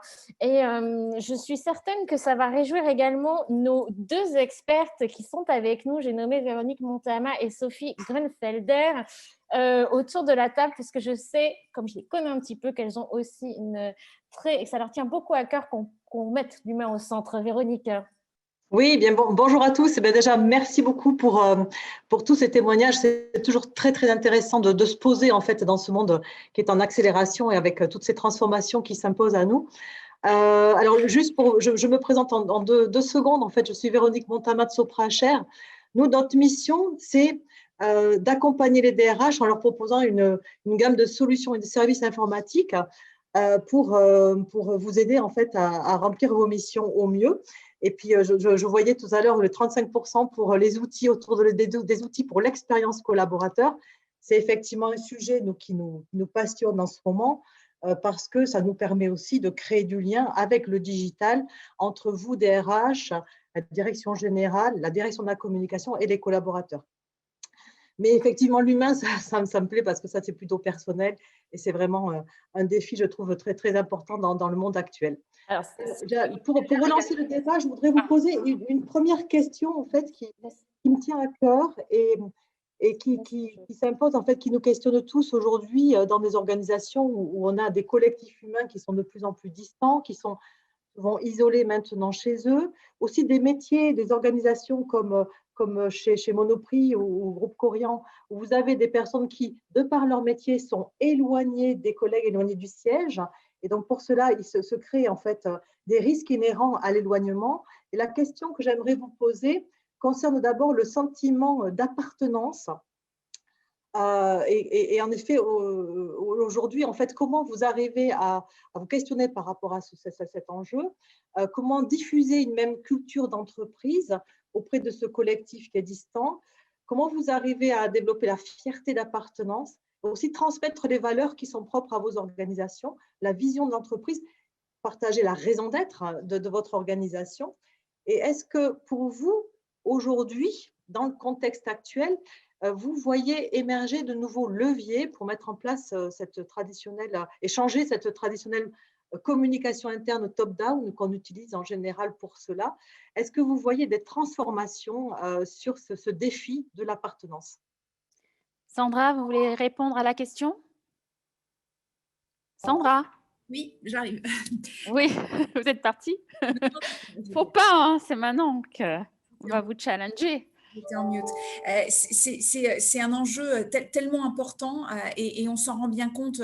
On est dans une culture, en tout cas dans notre entreprise, de la transmission par l'oral, de la relation, de l'interaction des uns et des autres. Et on se rend compte qu'à distance, le lien ne se fait plus, parce qu'on n'a pas encore réussi à réinventer un lien autrement, de créer et de maintenir ce lien autrement. Donc, on essaie d'être créatif, mais je dois bien avouer que la rapidité de ce qui nous est arrivé a été tellement fulgurante qu'on a eu du mal à s'adapter, mais on s'en rend compte, c'est-à-dire que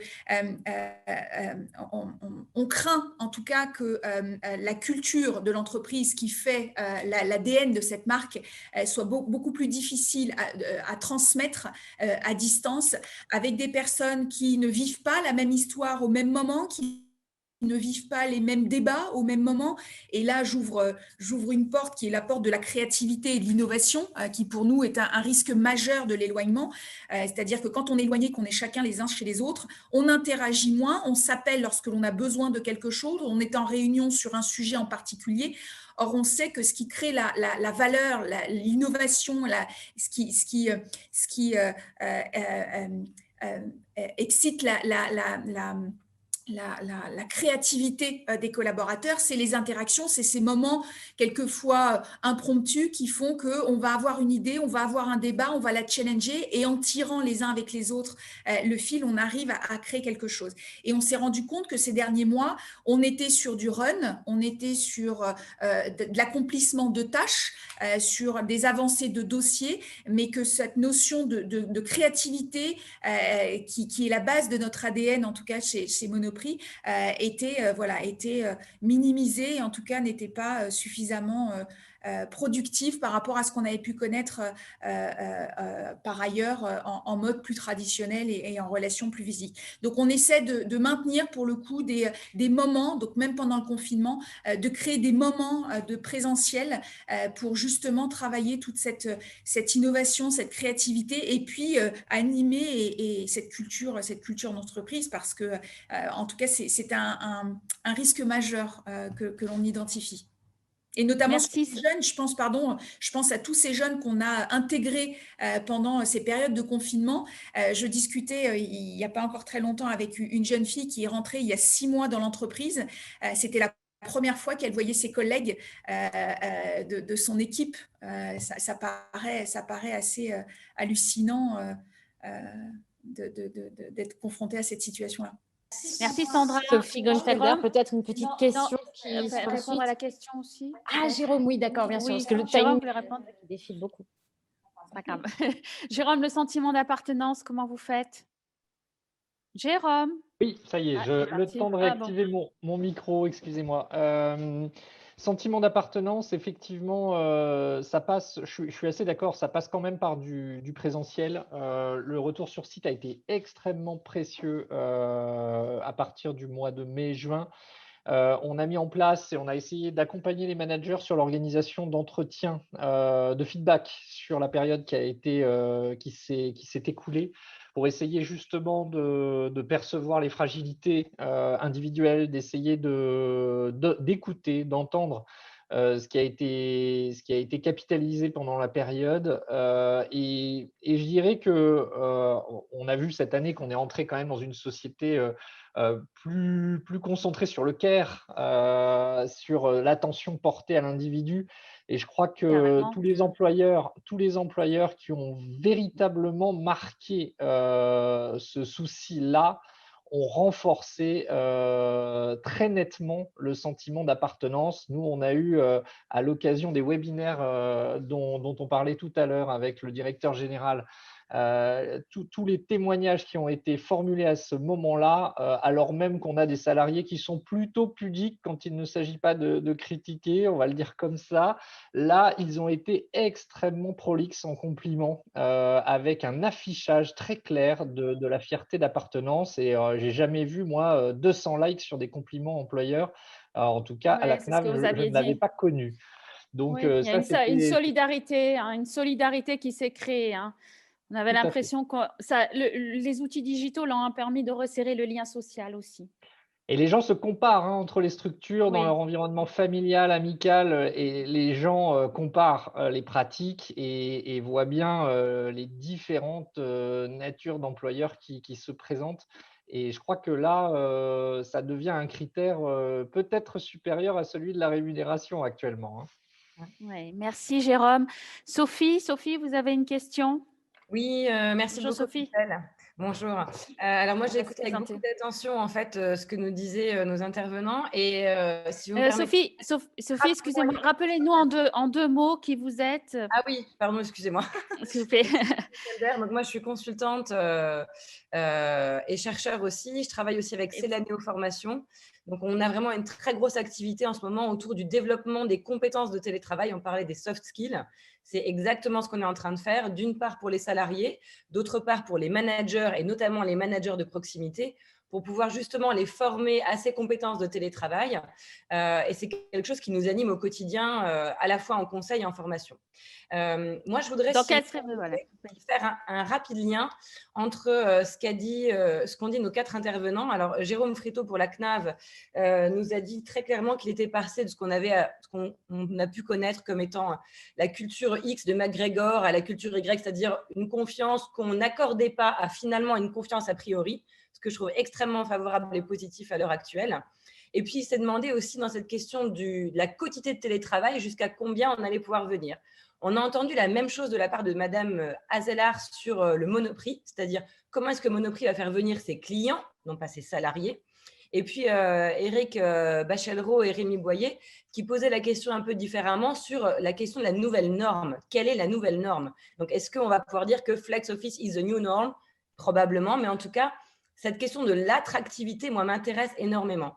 On a vu qu'on était passé d'une attractivité de la compétence à une attractivité de l'appétence, c'est-à-dire comment est-ce qu'on va favoriser le fait que les salariés vont travailler non pas uniquement sur une compétence, mais sur ce qui les anime, ce qui leur plaît, ce qui les motive. Et la question que je vous pose à tous les 4 maintenant, c'est en fait, est-ce qu'il n'y a pas un parallèle entre Monoprix, entreprise qui accueille des clients, et puis la CNAV, Altran, Corian, qui accueille des salariés sur la question de comment faire venir finalement et les clients et les salariés au travail ou dans l'entreprise, au magasin, comment favoriser cette attractivité à la fois au quotidien et qu'elle ne soit pas uniquement une attractivité, j'ai envie de dire, classique, mais qu'on réinvente l'attractivité et des commerces et des entreprises. Éric Bachellereau, vous voulez bien répondre, s'il vous plaît? Éric? Allô? Oui, je crois, Christelle, que Éric, voilà, il est là. quelques secondes, il est de retour. Voilà. Non, parce qu'elle n'arrête pas de sonner à la porte en plus, donc je fais des allers-retours. Les aléas du télétravail. Ouais, Avez-vous pu entendre la petite question la bonne question que Sophie j'ai Gonfalder entendu vient la de fin de la question de Sophie, oui, parlant de comment réinventer l'attractivité des entreprises, c'est ça? Mais il y avait autre chose avant, j'imagine. En fait, la question, c'est de dire les entreprises, en fait, comme Monoprix, doivent se réinventer pour faire venir les clients dans les commerces. Les entreprises doivent faire la même chose pour les salariés. Donc, comment est-ce qu'on réinvente ensemble cette attractivité? C'est quoi aujourd'hui la raison d'être? Comment est-ce qu'on fait venir les gens dans l'entreprise ou dans les commerces?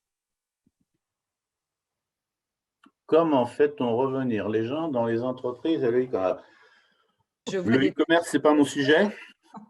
C'est le challenge, Éric, c'est pour ça. Là, c'est le moment où on surprend. Donc, on est parti, c'est à chaud comme ça. Le e-commerce, ce n'est pas vraiment mon sujet. Comment faire revenir les gens dans l'entreprise? Je pense que chez nous, en fait, comme je disais tout à l'heure, voulu partir chez vous. On a un rapport à l'âge chez nos collaborateurs qui est quand même important, puisqu'on a une population qui, globalement, est plutôt jeune. Ce ne sont pas des geeks. Enfin, ce sont des geeks, ce ne sont plus des millénials. Et les millénials, il y a longtemps qu'on les a dépassés déjà. Je pense que l'attractivité chez nous, de toute façon, elle se fait par rapport au projet. L'attractivité se fait par rapport au contenu. L'attractivité, elle se fait par rapport à une appétence technique et effectivement à un intérêt plutôt relatif au produit ou à ce qui est associé au produit. Donc, on n'a pas de difficulté à les faire venir. Je dirais on a peut-être plus de difficultés à les retenir à très long terme que des difficultés à les faire venir.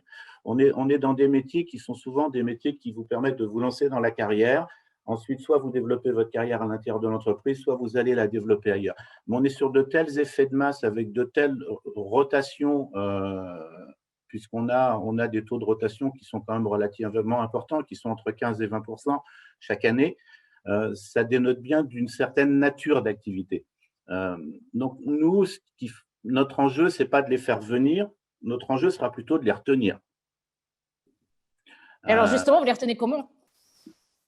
Il faudra les retenir en développant des formes de travail qui sont conformes par rapport à leurs aspirations et par rapport à ces nouvelles générations. C'est là où il faut l'équilibre. Et je le disais tout à l'heure, on l'a été pendant très longtemps, on le sera encore plus, on va être confronté à une gestion des paradoxes quasi permanente entre le flex, le lien avec l'entreprise, la liberté. Et le service aussi, voilà. la fonction RH. La liberté apparente qui est donnée avec le risque d'isolement si ce n'est pas bien géré. On va être en permanence dans cette gestion des paradoxes. Et c'est ce qui fait que le job est intéressant. Je regardais dans les chats tout à l'heure, certains disaient, mais ce n'est pas qu'une problématique HR, il va y avoir des tas d'autres fonctions à intégrer là-dedans. Moi, je vois aujourd'hui une fonction qui monte de manière très forte dans les organisations, dans les entreprises, c'est la fonction organisation et transformation. Je ne sais pas si vous en avez dans vos entreprises. Moi, c'est une fonction qui m'attire et qui me fait peur en même temps. Parce que l'association organisation et transformation fait qu'il y a pas mal de choses qui échappent à la fonction RH. Parce qu'ils intègrent beaucoup les processus. Mais justement, la fonction… Oui. Ils n'intègrent pas beaucoup le change, ils n'intègrent pas beaucoup l'humain. Donc, pour moi, demain… C'est pour ça, oui. C'est pour ça que la fonction RH doit se positionner. La direction des ressources humaines devrait s'appeler la direction de la gestion des paradoxes, parce que c'est véritablement ce à quoi on va être confronté. À chaque fois, prenez n'importe quel exemple. Et tout à l'heure, Christelle évoquait l'histoire sur la théorie des niches. C'est que simplement, lorsqu'on s'est parlé la dernière fois, j'évoquais avec elle une théorie qui est la théorie des niches d'un grand monsieur qui est décédé, qui s'appelait Jean-Christophe Fauvet. Et cette théorie des niches dit qu'un individu ne peut, en termes de sentiment d'appartenance, qu'avoir 5 points d'accroche. Et moi, je fais souvent le texte avec les collaborateurs, avant la pandémie, quand je voyageais beaucoup à travers le monde, quand je voyais un collaborateur, n'importe où, par exemple à San Francisco, je lui disais « Bonjour, tu fais quoi ?» Et la collaboratrice disait « Moi, je suis secrétaire du directeur commercial à l'agence de San Francisco. » Et puis, j'allais un petit peu plus loin, j'en voyais un autre qui me disait « Moi, je suis ingénieur commercial dans la division aéronautique chez Altran Monde. » Et là, je m'arrêtais. Et je me disais, en termes de sentiment d'appartenance, ils sont différents parce qu'ils expriment les choses de manière différente. Il y en a un qui valorise son poste par rapport à la taille de l'entreprise dans laquelle il se sent bien, et il y a l'autre qui le réduit à sa niche de proximité là où il se sent en sécurité, c'est-à-dire près de son manager, dans son agence, dans sa rue, alors que l'autre, il travaille, il a une activité qui est mondiale au niveau du globe dans une division très valorisante. Ils sont tous les deux à la même adresse. Donc, je dis demain, ce qui sera intéressant à voir, c'est si les gens se réfugient dans leur niche d'appartenance la plus étroite en disant « Moi, je suis un télétravailleur à la maison sur une activité de sous-développement aéronautique », ou bien s'ils continueront à dire « Moi, je suis ingénieur chez Capgemini Monde et je travaille dans la division X ou Y ». La vérité, on l'aura dans la manière dont les gens se présenteront à des tiers et où ils exprimeront leurs sentiments par rapport à leur niche d'appartenance. Est-ce qu'ils continueront à appartenir à des groupes mondiaux? Est-ce qu'ils appartiendront à des structures locales? Ou bien est-ce qu'ils seront des télétravailleurs indépendants ou se considéreront comme tels? C'est là où on verra si ces organisations ont du succès ou pas et si elles ont eu les effets espérés. D'où l'importance du management, encore une fois, qui doit préserver ce lien pour qu'ils continuent à appartenir à la plus grosse entité plutôt qu'à se réfugier dans des espaces de travail réduits où ils ne se sentent pas forcément bien, mais au moins en sécurité. Merci beaucoup pour cet éclairage. Merci Eric Bachero. Alors, on est un petit peu limité par le timing pour la suite des questions. C'est assez frustrant. Donc, on va passer maintenant aux questions de la salle parce qu'il y en a quand même pas mal qui sont remontées. Mais juste avant ceci, j'ai une petite info à vous donner. Déjà, on a une petite question à vous poser en direct que Mathieu va nous exposer, à savoir, vous qui nous écoutez, pensez-vous que votre entreprise aujourd'hui a suffisamment de maturité digitale pour mettre en place le travail hybride? Oui ou non? Je vous laisse répondre. On verra quelques secondes pour répondre, effectivement. Il y a quelques secondes. Et ce que je vous propose, c'est qu'on va travailler un petit peu avec les questions de la salle. Je pense qu'on va revenir aussi sur certaines questions que vous, Sophie, ou Véronique n'avait pas encore eu le temps de poser avec la salle en même temps. Laurent, je vous laisse la parole. Je n'ai pas le retour là sur le oui ou non. Est-ce que vous êtes assez mûr pour mettre en place le travail hybride, vous qui nous écoutez? Ah ben oui, 81%. Oui, 81%, Agnès. Oh. Donc c'est unanime. Unanimement. Alors, qu'en est-il de la salle, Laurent? Que s'est-il passé pendant ce temps de conversation autour de notre table virtuelle? Je vous laisse la parole. Bien, ben merci Agnès. Il y a eu pas mal de questions et je remercie d'ailleurs Jérôme et Sophie qui ont déjà répondu partiellement à ces questions. Voilà, continuez à le faire. J'invite effectivement les intervenants à le faire s'ils le souhaitent. Alors, peut-être une question qui est vraiment dans le thème. En pourcentage, combien de salariés ayant testé le télétravail ne souhaitent plus le faire après cette période? Voilà, donc c'est la question du rejet du télétravail. Est-ce qu'il y a des chiffres? Est-ce que ça s'exprime? Est-ce qu'on peut avoir un retour des intervenants sur cette question?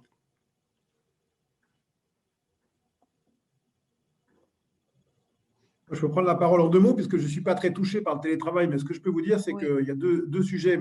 Le premier, c'est que les gens ont envie de revenir et de se reconnecter, de se revoir, en particulier les populations du siège. Et deux, ça a été dit plus tôt par Jérôme Frito, il faut toujours maintenir l'équité entre les gens qui travaillent sur le terrain et ceux qui sont à la maison.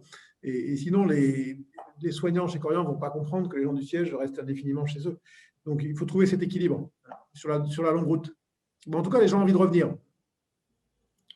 Est-ce qu'il y a d'autres commentaires sur justement le rejet en fait du télétravail? Est-ce qu'il y a des ouvertures? Non, moi, je vais rejoindre ce que dit Rémi. À date, de toute façon, on est toujours dans la crise. Donc, à la limite, la question, elle ne se pose pas aujourd'hui. Donc, difficile de répondre à une question qui ne se pose pas. Premièrement. Deuxièmement, le télétravail, on le saura, mais il y aura forcément un pourcentage de rejet. Même si les entreprises sont prêtes, il n'y aura pas d'unanimité pour le télétravail. Et c'est pour ça qu'il y aura des discussions, c'est pour ça qu'il y aura des débats, c'est pour ça qu'il y aura des négociations qui vont se faire pays par pays. Et deuxièmement, je rejoins tout à fait Rémi. Oui, moi aujourd'hui, j'ai des pays qui nous disent quand est-ce qu'on vous revoit, quand est-ce que vous revenez, quand est-ce qu'on peut recommencer à travailler un peu comme avant, si je puis dire. Donc, cette attente du retour sur site, oui, elle est présente. Ce rejet du télétravail, oui, il existe certainement, mais il n'est pas évalué aujourd'hui.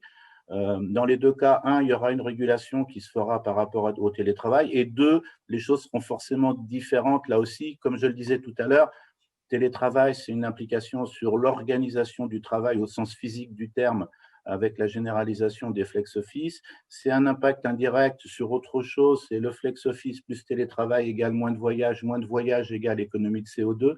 Donc, on va s'apercevoir qu'il y a une espèce de cercle, je ne sais pas s'il est vertueux, mais qui va se mettre en place où il va y avoir des conséquences en cascade. On peut se poser la question effectivement du télétravail, qu'est-ce qui va se passer dans le futur au niveau du recrutement? Est-ce qu'on recrutera par télétravail? Est-ce qu'on va vendre par télétravail? Est-ce qu'on va… Je pense que le télétravail n'est que les prémices d'une grande révolution au niveau de l'organisation du travail dans les entreprises. En tout cas, encore une fois, sans généraliser, il y en a qui sont plus à même de développer ces activités, tout comme dans la restauration, comme le disait Rémi, dans les EHPAD, il peut y avoir de la domotique, mais il n'y aura pas du télétravail partout. On ne va pas remplacer une infirmière par un ordinateur. Dans la grande distribution, ils vont changer leur modèle économique, ils vont effectivement développer de nouveaux services. Ça va accélérer beaucoup de choses. Je pense que là aussi, le dernier des paradoxes, je vais arrêter avec mes paradoxes, c'est que ce mal qu'est la pandémie va faire que beaucoup de choses vont changer encore plus vite dans les années qui viennent. Je vais… Merci. On doit dans… Estelle, oui, d'autres questions? Oui, je crois que Véronique avait envie d'intervenir justement sur la place aussi du bureau virtuel. Ah oui, alors effectivement, bon, j'avais beaucoup de questions, mais on n'a pas plus beaucoup de temps. Alors, juste, j'aimerais vous entendre sur la question effectivement des nouveaux environnements de travail. On l'a dit, je crois que c'est Eric qui l'a dit tout à l'heure, le lieu de travail physique va changer parce que ça sera sûrement demain des lieux d'échange, de rassemblement où on va pouvoir faire de la créativité ensemble.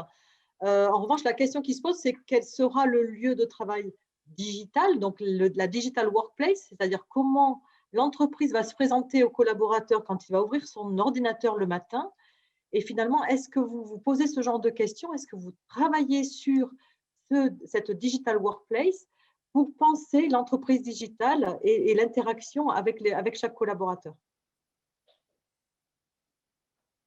Alors, qui souhaite prendre la parole sur ce sujet-là? Peut-être Jérôme Friteau?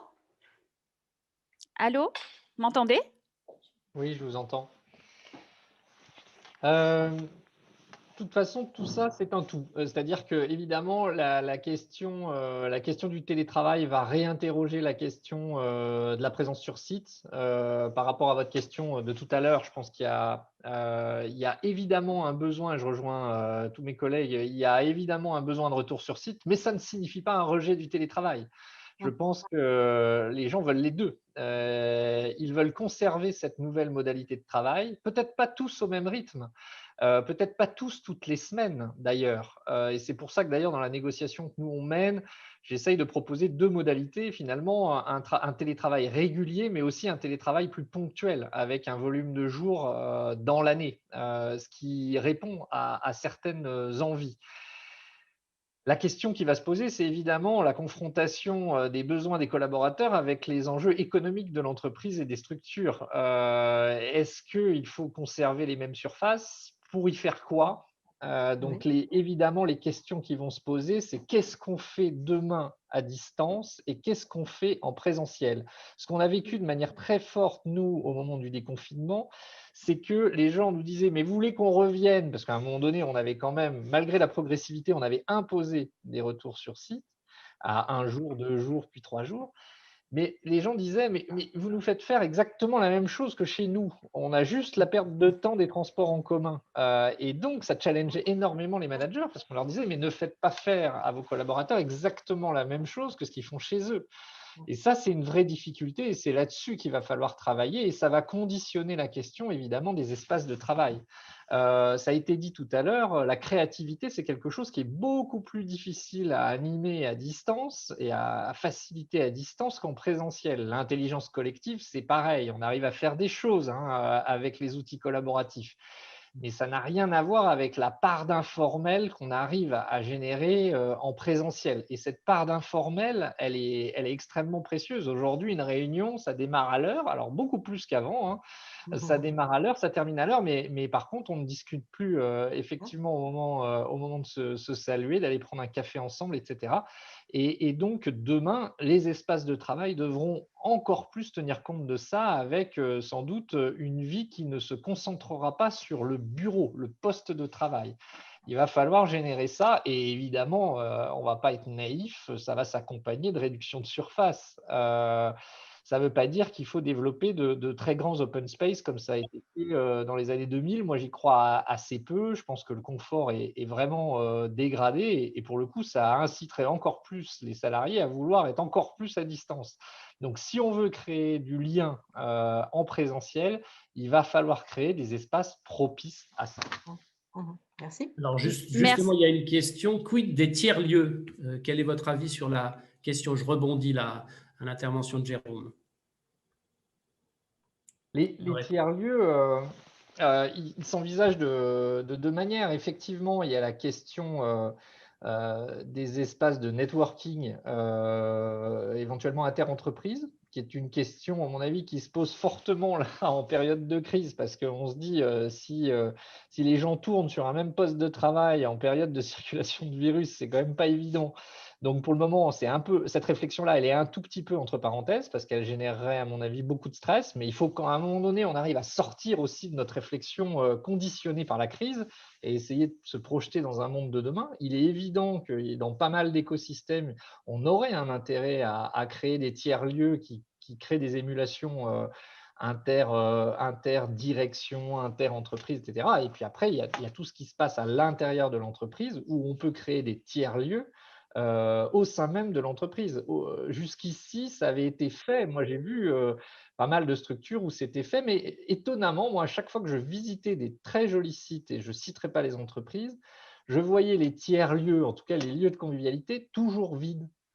Et je m'interrogeais toujours si ce n'était pas finalement uniquement du marketing ou une vraie utilité.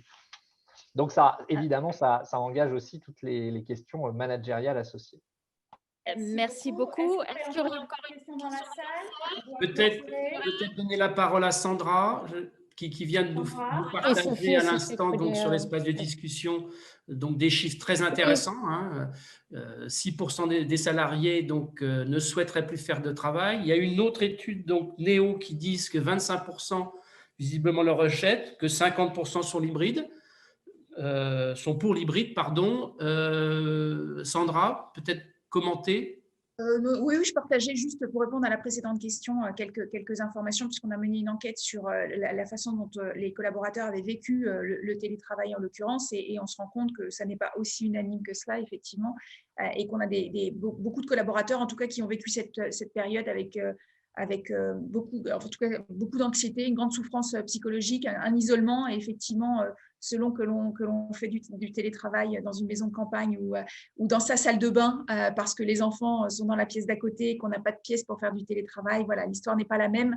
Et je crois que l'entreprise, elle doit intégrer cela, et c'est assez nouveau, puisque l'entreprise se doit maintenant d'intégrer le milieu personnel du collaborateur, son environnement familial, pour l'accompagner dans l'exercice de sa fonction. Et ça, c'est assez nouveau, c'est assez intrusif, et c'est vrai que l'entreprise, elle aime jamais être dans cette position, donc ça change un peu, et on a beaucoup de managers qui ne savent pas trop jusqu'où ils peuvent aller, quelles sont les questions qu'ils peuvent poser. On les a beaucoup bridés sous ce chapeau de diversité et de respect de la vie privée. Et aujourd'hui, on leur demande d'interroger les collaborateurs sur leur structure familiale, leur environnement de travail, leur maison, leur équipement. Et ça crée de l'inconfort. Et je crois qu'il faut aussi qu'on accompagne nos managers à mieux appréhender cela. Oui, merci beaucoup. Accompagner les managers. Allez-y. Non, en deux mots, la question qui se pose, à mon avis, en écoutant tous les collègues, et puis c'est tiers-lieux, pourquoi faire? C'est pour gagner 5 km ou 10 km par rapport à son bureau. C'est pour, selon les métiers, Eric le disait très bien, il y a des métiers où on va être plus sur des auto-entrepreneurs, peut-être qu'un tiers-lieu convient, mais la question, c'est où s'exprime le mieux la créativité, la collectivité, la solidarité, l'inventivité, l'ingéniosité. Ça se passe dans des lieux de confrontation, de coopération. Je termine par là pour pas être trop long, mais il y avait un leader syndicaliste chez nous qui disait, mais vous êtes sympa avec vos vidéoconf, mais on s'engueule quand même mieux en face. Et c'est exactement ce que vous dites, Rémi Boyer, et je terminerai là-dessus. Je pense que c'est la question de quel lieu pour quel usage. Et en fait, je pense que s'il y a quelque chose sur une question qu'il faudrait poser aux salariés maintenant, c'est quel lieu pour quel usage professionnel. Et je pense qu'on pourrait aller un peu plus avant sur la réflexion ensemble là-dessus. Et si je puis faire mon dernier mot aussi, je pense qu'on parle bien de généraliser la possibilité d'avoir accès au télétravail. On ne dit pas imposer le télétravail. Merci beaucoup. Légalement, ce n'est pas du télétravail. Un grand merci à tous pour vos témoignages. Merci d'avoir participé et d'avoir mené des débats aussi riches. Alors, effectivement, merci à tous. Merci aussi à Laurent d'avoir fait remonter les questions. Merci à toutes les personnes présentes et à Christelle. Avant de passer à la table ronde suivante, et comme on a été relativement limité dans le temps et qu'on ne peut pas rester comme on le souhaiterait toute la matinée, tout le temps, tous ensemble, tous les jours, même si on adorerait, c'est sûr, on a prévu un petit truc pour vous pour l'année prochaine. Donc, on vous l'annonce aujourd'hui en avant-première. Jobspheric, en collaboration avec Expert Teams et la Néo-Formation, a monté le Jobspheric Lab. C'est un espace de travail collaboratif donc, qui est co-créé pour continuer à réfléchir tous ensemble et continuer à co-construire chaque mois le monde du travail de demain. Donc, ça démarre en janvier 2021. Tous les mois, on va se retrouver dans cet espace collaboratif et je vous propose de regarder une petite vidéo qui va vous montrer un petit peu à quoi ça ressemble et également de vous préinscrire. Déjà, aux tout premiers ateliers, on vous en propose 3 durant cette table ronde. Il y en aura naturellement 10 puisque 1 par mois. Donc, 3 thèmes qui vont apparaître. Vous aurez un lien dans le chat, dans la discussion pour vous inscrire à ces ateliers de travail mensuels. Je vous laisse voir la vidéo que Mathieu va installer. Mathieu, l'ange de la situation, va nous montrer à quoi vont ressembler ces petits espaces de travail. Alors, est-ce qu'on voit cette vidéo? Alors, pour vous inscrire, vous avez le lien. Il va réapparaître dans le chat. Vous pouvez également le faire sur le site de Jobspheric totalement. Et là, voilà la vidéo.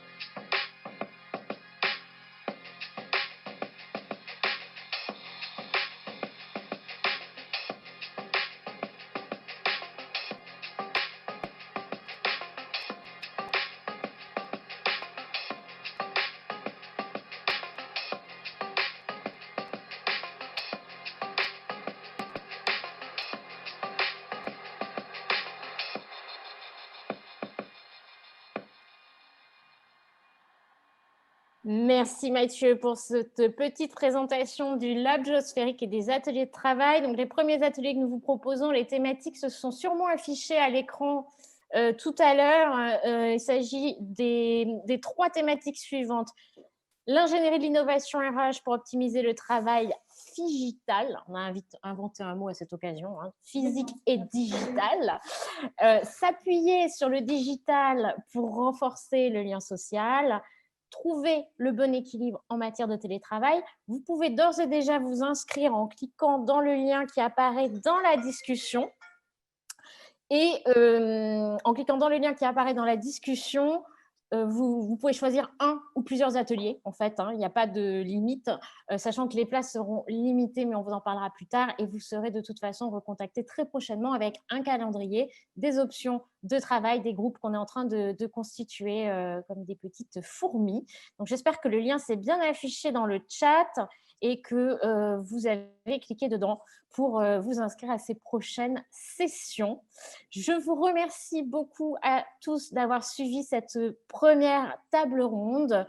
On se retrouve, donc je rappelle en fait que nous avons accueilli Jérôme Frictot, DRH de la CNAV, Éric Bachellereau, DRH du groupe Altran, Rémi Boyer, DRH du groupe Corian, Sandra Azelard, DRH du groupe Monoprix, et nos expertes préférées, Véronique Montama, directrice marketing et communication Sopra HR Software, et Sophie Gonfelder, experte et formatrice en qualité de vie au travail chez Céla Néo-Formation. Merci beaucoup, à très bientôt et on continue avec la prochaine table ronde. Je dis au revoir. Merci à tous aussi.